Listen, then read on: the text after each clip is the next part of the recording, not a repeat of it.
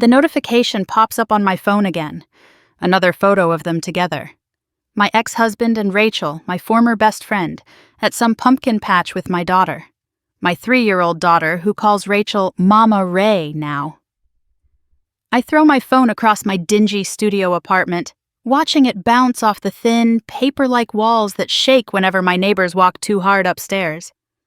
9 months ago, I thought I was suffocating in my marriage. Now I'm drowning in consequences I never saw coming. I should have known Rachel would betray me. She was always too good, too pure, too concerned about doing the right thing. When I told her and Lisa about my plans for the cruise, she got that look on her face, that judgmental, holier-than-thou expression that made me want to scream. "You've been with Jake since high school," she'd said. "Doesn't that mean anything?" It meant I'd wasted 9 years of my life. That's what it meant. Jake and I got together when I was 17. He was 18, sweet, devoted, the kind of guy who brought me flowers to school and waited for me after every class. Back then, I thought it was romantic. By 26, it felt like a prison sentence. The thing people don't understand about marrying your high school sweetheart is that you never get to be anyone else. I went straight from my parents' house to playing house with Jake. Never lived alone. Never traveled alone. Never even slept with another man. While my college friends were having their hot girl summers and dating horror story adventures, I was picking out china patterns and planning a wedding at 20. By the time Emma was born, when I was 23, I felt like I'd aged a decade overnight. My friends were posting photos from Cabo and Vegas while I was covered in spit-up, trying to figure out which breast pump had the best reviews. Jake would come home from the factory, exhausted and reeking of metal and sweat, and I'd hand him the baby like a baton in a relay race I never signed up for. "She's been crying all day," I'd say. "I'll take her." You rest. Always so understanding. Always so patient. It made me want to scream. He'd walk Emma around the apartment, singing these ridiculous made-up songs about her toes and fingers, while I sat on our second-hand couch scrolling through Instagram. Every scroll was a knife. Brittany from high school in Mykonos. Ashley from my old job getting engaged to a doctor. My cousin Kelly at another wine tasting in Napa. And there I was, in Oklahoma City, in a 2-bedroom apartment that smelled like formula and failure, with a man who thought a big night out was Applebee's with a coupon, while my single friends were posting photos from Miami clubs and dating apps adventures. I was home with a toddler, watching my husband study for his engineering degree. He worked full-time at some factory, went to night school, and played super dad on weekends. Everyone thought he was perfect. "You're so lucky," they'd say. "Jake's one of the good ones." But they didn't have to live with him. They didn't have to endure the predictable routine, the same conversations about homework and bills, the way he'd fall asleep on the couch by 9:30 every night. They didn't have to pretend to be satisfied with missionary position twice a month, always quiet so we wouldn't wake Emma. The cruise was Lisa's idea. "Girls' trip," she said. "We deserve it." She'd just divorced her husband after catching him with his secretary, and she was in her revenge era. Designer clothes, fresh Botox, determination to prove she was still desirable at 28. I knew Jake would say yes. He always said yes to me, grateful for any scrap of affection I threw his way. When I brought it up over dinner, the same chicken and rice he made every Tuesday, his face lit up. "That sounds great, babe." "You deserve a break. When is it?" "Next month, 5 days, Western Caribbean." "Perfect. Emma and I will have a daddy-daughter week. Maybe we'll finally tackle that puzzle she's been wanting to do." God, he was so boring. A puzzle with a 3-year-old. Rachel was harder to convince. She kept asking questions. How much would it cost? Could we really afford it? What about Emma? I finally snapped at her. Not everyone wants to waste their 20s being a shut-in, Rachel. Some of us actually want to live. She agreed to come, but I could tell she was only doing it to keep an eye on me. Like I needed a babysitter. The morning of the cruise, Jake drove me to the port in Miami. 4.5 hours in the car with him talking about his engineering classes, Emma asleep in her car seat, me pretending to care about thermodynamics or whatever he was studying. "This professor is brutal," he said. "But if I can just get through these next 2 semesters, I'll have my degree. Then we can start looking at houses. Real houses, Claire. With a backyard for Emma." I said, staring out the window at the Florida palms, already mentally on the ship. "I know it's been hard," he continued, reaching over to squeeze my hand. "Me being gone so much with work and school. But it's all for us, for our future. Our future. Like I wanted to spend the next 40 years in Oklahoma City, shopping at Target and pretending to be excited about backyard barbecues." When he hugged me goodbye at the port, he held on too long. "Have fun, babe." "You deserve this." "I will," I said, already pulling away, already scanning the crowd for Lisa and Rachel. The ship was massive. 11 decks of possibilities. Pools, clubs, restaurants, bars. A floating city where nobody knew I was somebody's mother, somebody's wife. I could be anyone. The old Claire. The fun Claire. The Claire who should have studied abroad in Barcelona instead of getting knocked up junior year of college. The first night on the ship, Lisa and I hit the club while Rachel went to bed early with a book. That's where I met Ryan. 6'3", divorced, traveling with his buddies from Columbus. He bought me drinks, made me laugh, looked at me like I was the only woman in the room. "You're too beautiful to be married," he said, noticing my ring. "Who says I'm happily married?" I replied, sliding the ring off and dropping it in my purse. Lisa cheered me on. "Yes, girl. Get it, you only live once." By the second night, I was in Ryan's cabin. By the third, I couldn't remember why I'd ever settled for Jake. Ryan was everything Jake wasn't. Spontaneous, dangerous, exciting. He'd grab me in hallways for stolen kisses, send filthy texts during dinner, make me feel 21 again instead of like someone's tired mother. "You're incredible," he whispered against my neck after our second night together. "How is someone like you married?" "Mistake," I gasped, arching into him, young and stupid. "His loss," Ryan said, and I believed him. The sex was nothing like with Jake. Jake was gentle, always checking if I was okay, always making sure I finished first. Considerate, predictable, like everything else about him. Ryan didn't ask permission. He took what he wanted, left bruises on my thighs, made me do things I'd only seen in movies, made me feel wanted in a way that 3 years of "you look tired, honey" never could. Lisa was living her own fantasy with Ryan's friend Derek. We'd meet for breakfast, sunglasses hiding our tired eyes, sharing details like war stories. "Derek did this thing with ice cubes," she'd whisper, and we'd dissolve into giggles like teenagers. "Ryan sent me a video," I'd counter, "of what we did yesterday." I can't stop watching it. Rachel would sit there with her fruit bowl and judgment, reading some self-help book about boundaries or mindfulness or whatever boring people read on vacation. Rachel figured it out on day 4. Found me sneaking back to our cabin at 6 in the morning, still wearing my dress from the night before. "What are you doing, Claire?" She looked at me with those disappointed eyes. "You have a family." "I have a prison," I shot back. "You wouldn't understand." "You're still single. You don't know what it's like to feel dead inside." "Jake loves you. Jake loves the idea of me, the high school sweetheart, the mother of his child. He doesn't even see me anymore. So talk to him. Don't do this." This is the first time I've felt alive in years. Rachel didn't speak to me the rest of the cruise. Lisa, meanwhile, had hooked up with one of Ryan's friends. We spent the last day planning how to keep things going when we got home. Ryan lived 3 hours away, but we were sure we could make it work.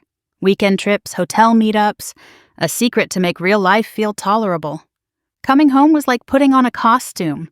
Jake had cleaned the house, done all the laundry, even baked cookies with Emma. "We missed you so much," he said, wrapping me in a hug that felt like chains. "Emma has something to show you." My daughter ran up with a crayon drawing. "It's our family!" 3 stick figures holding hands. Mommy, Daddy, Emma, happy. I looked at that drawing and felt nothing, just irritation that I had to pretend to care. "That's beautiful, baby," I lied, kissing her head while already texting Ryan under the kitchen table. Jake had made a welcome home dinner, my favorite lasagna that took him 3 hours to make from scratch. He'd even bought the expensive wine I liked, the $15 bottle instead of the $8 one he usually got.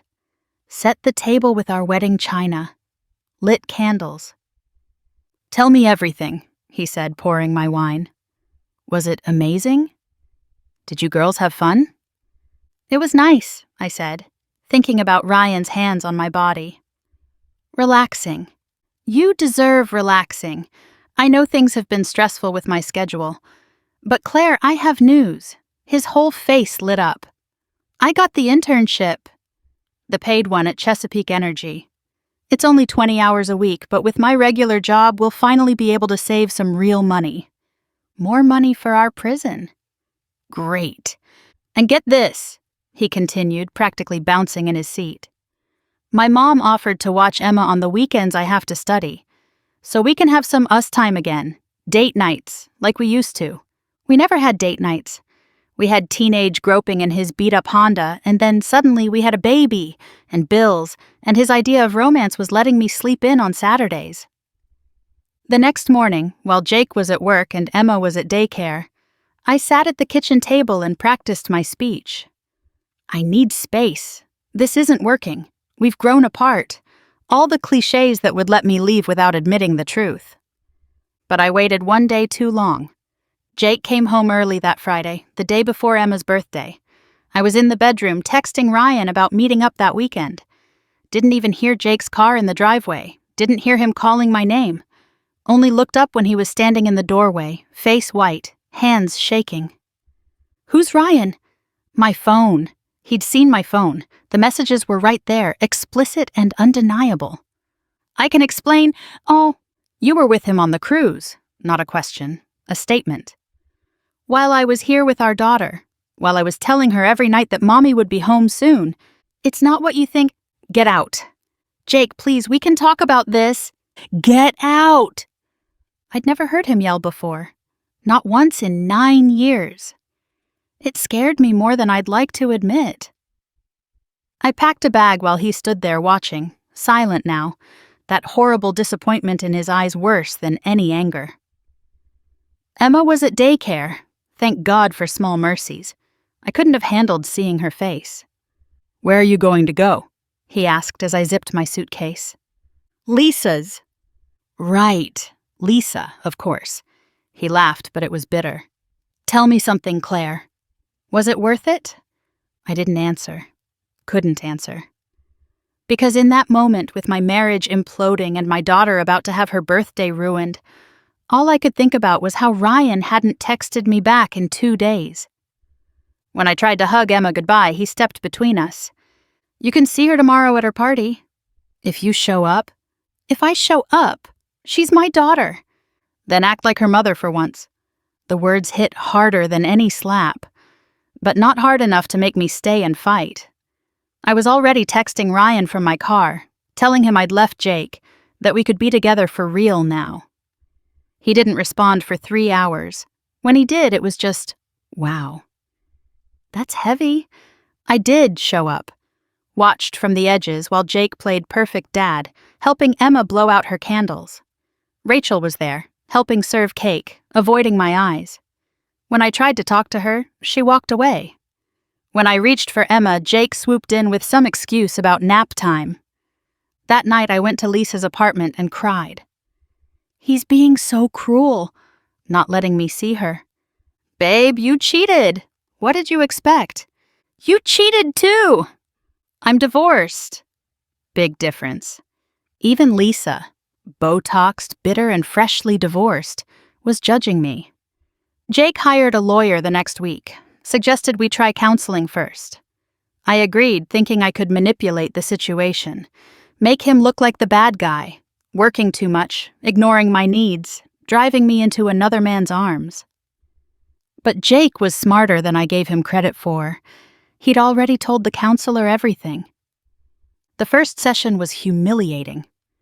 Dr. Martin, this older woman with kind eyes and a notepad, asked me to explain what happened. "We've grown apart," I started. "Jake's never home. He's either at work or school. I'm basically a single mother." "I see," she said, writing something down. "And how did that lead to the affair?" "I was lonely." "Had you communicated this loneliness to Jake?" "He wouldn't have understood." Jake spoke for the first time. "How could I understand something you never told me?" "You said you supported my going back to school. You said you were proud of me." "I was." "I am, but you were texting him during our counseling sessions." He pulled out his phone. "Would you like me to read them to Dr. Martin? The ones where you're planning to meet up this weekend while I have Emma?" My face burned. I'd forgotten he had access to our phone bill, could see every text, every call, even if he couldn't read the contents. That's not... 17 texts during our last session, while we were talking about rebuilding trust. Dr. Martin looked at me over her glasses. "Are you still in contact with this person?" "It's complicated." "No," Jake said quietly. "It's not." I kept seeing Ryan. What else was I going to do? Jake had kicked me out. My marriage was over anyway. But dating Ryan without the secrecy was different. Less exciting. He was just another guy who wanted to split appetizers and complain about his ex-wife. After 3 weeks of counseling where Jake barely looked at me, I made a strategic decision. I went to his apartment, our apartment, when I knew he'd be home from work, wore the sundress he used to love, cried real tears. I made a mistake. I want to come home. I want our family back. For a moment, I thought I had him. His face softened. Then he asked the question that ruined everything. "Are you still talking to him?" "That's not..." "Are you still talking to him, Claire?" "We can work through this." "Are you?" "Yes." The softness vanished. "Then we're done here." "I can't just cut him off." "You can't cut off the man you cheated with to save your 9-year marriage. Got it. Please leave." That's when I realized I'd miscalculated. Jake wasn't going to forgive me. He wasn't going to fight for me. He was done. The divorce was quick. Jake didn't want alimony, didn't fight me on anything except custody. 50-50, no negotiation. I tried to use Emma as leverage once, threatening to take her away. Jake's lawyer shut that down with receipts, texts, timestamps, everything. "Your client abandoned her family home to pursue an extramarital relationship," his lawyer said in that cold, legal voice. "She's been living with friends, has no stable residence, and continues to prioritize her affair partner over her child's well-being. My client has been the primary caretaker while working full-time and attending school. Any judge would find his proposed custody arrangement more than generous." I wanted to scream that it wasn't abandonment, that Jake threw me out, but even my own lawyer told me to keep quiet. "You're lucky he's not going for full custody," she whispered. "Most fathers in his position would." The financial reality hit hard. No more shared expenses. No more Jake handling all the bills while I spent my part-time marketing job money on whatever I wanted. Now I had to pay for my own apartment, my own car insurance, my own everything. Plus child support. $300 a month? I gaped at the number. I can't afford that. "You make $35,000 a year," the mediator said. "He makes $28,000 while in school full-time. You're actually getting off easy." Easy. Nothing about sleeping on Lisa's couch felt easy. Nothing about begging my mom for money felt easy. Nothing about Ryan suddenly being too busy to meet up felt easy. Then the real betrayal happened. Rachel started coming around to see Emma during Jake's custody time. "Just checking on her," she'd tell me when I confronted her. "Someone needs to..." "I'm her mother." "When it's convenient for you." By December, I was seeing photos of them together. Jake and Rachel, my ex-husband and my best friend, the woman who judged me on the cruise now playing house with my family. It started innocently enough, or at least that's what they wanted me to believe. Rachel checking on Emma during Jake's custody time. bringing over casseroles because single dads need help sometimes, offering to babysit when Jake had evening classes. The first photo appeared on Jake's mom's Facebook. Thanksgiving dinner, Rachel sitting where I used to sit, helping Emma cut her turkey. Jake's mom had tagged her, so grateful for Rachel stepping up for our family. Stepping up? Like I'd abandoned them. Like I wasn't begging Jake for extra time with Emma every week. "It's not appropriate," I told Jake during pickup, "having her around Emma so much." "Rachel's been Emma's honorary aunt since she was born," he said calmly. "You're the one who chose to end their relationship when you ended ours." "I didn't end anything. You threw me out." "I asked you to leave after I discovered your affair. You ended our marriage the moment you got into another man's bed." Always so logical, always so measured. It made me want to shake him.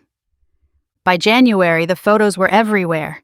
Rachel and Jake at Emma's dance recital, Rachel and Jake at the zoo, Rachel and Jake building a snowman with Emma in the front yard of what used to be my house, and the comments. God, the comments. "You two are so cute together." "About time." "Emma's lucky to have you, Rachel." I called her, drunk on cheap box wine and rage. She actually picked up. "How could you?" I screamed, my words slurring. "You were supposed to be my friend." "You stopped being my friend when you asked me to lie for you. When you made me watch you destroy your family for some random guy you met at a club." Ryan and I broke up after 4 months. He met someone younger, someone without baggage, someone who didn't cry during sex because she missed her daughter. I was alone in a 1-bedroom apartment, one that always smelled like my neighbor's cooking, working extra shifts to afford child support, while Jake and Rachel posted photos of their happy little family. They're together now. Really together. Emma calls her Mama Ray and runs to her at pickup like she used to run to me. Jake looks at Rachel the way he used to look at me, back when I was 17 and thought his devotion was romantic instead of boring. I tried to get him back last month. Showed up at his door, begging. Told him Ryan meant nothing, that I'd made a mistake, that I'd do anything. "Claire, you made your choice. Over and over you made your choice. Even in counseling, you chose him." "I choose you now." "No. You choose being alone. That's what happens when you throw away people who love you." Rachel appeared behind him, my daughter on her hip. Emma reached for her, not me. "Mama Ray, can we make cookies?" Mama Ray, in my house, with my family.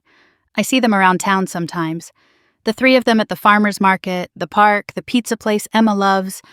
They look like a family. They are a family. The family I threw away because I was bored. Jake's in grad school now, still working full-time, still being super dad. But somehow he finds time to take Rachel on real dates. Flowers show up at her work. I know because we have mutual friends who tell me everything, thinking they're being helpful.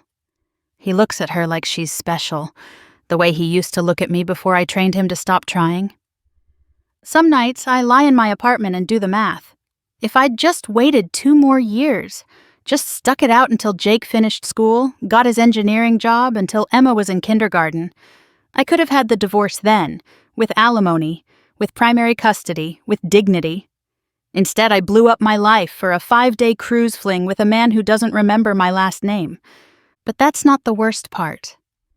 The worst part is, the punishment fits the crime so perfectly it feels scripted. I cheated with a random man and lost my husband to my best friend. I abandoned my family for excitement, and now watch someone else live my life. I thought I was too good for Jake's faithful love, and now beg for scraps of attention from men who see me as a desperate single mom. Rachel was right there on that cruise, watching me throw it all away. Taking mental notes, apparently. Waiting for her chance. And I handed it to her, gift-wrapped with my own stupidity. I want to hate her. I do hate her. But I hate myself more. Because every accusation I throw at her bounces back at me. She stole my family? I abandoned them first. She betrayed our friendship? I asked her to lie for me first. She's playing mommy to my daughter? I chose a stranger's bed over Emma's bedtime stories first. Tomorrow is Emma's 4th birthday. Jake texted, not called texted, to confirm I'm invited to the party, at their house, the house I used to live in, where Rachel now sleeps in my bed, cooks in my kitchen, raises my daughter. I'll go, I'll smile, I'll give Emma the present I can barely afford. I'll watch my ex-husband and ex-best friend host the party I should be throwing. I'll see the life I had, the life I threw away, the life that's now theirs, and I'll know that every single second of pain is exactly what I deserve. The notification sound brings me back to the present. Another photo. This time it's Rachel's hand, sporting a new diamond ring. Not huge, just tasteful, simple, elegant. The exact kind of ring I always told her I wanted. Jake proposed. Of course he did. He's that kind of guy, the kind I threw away.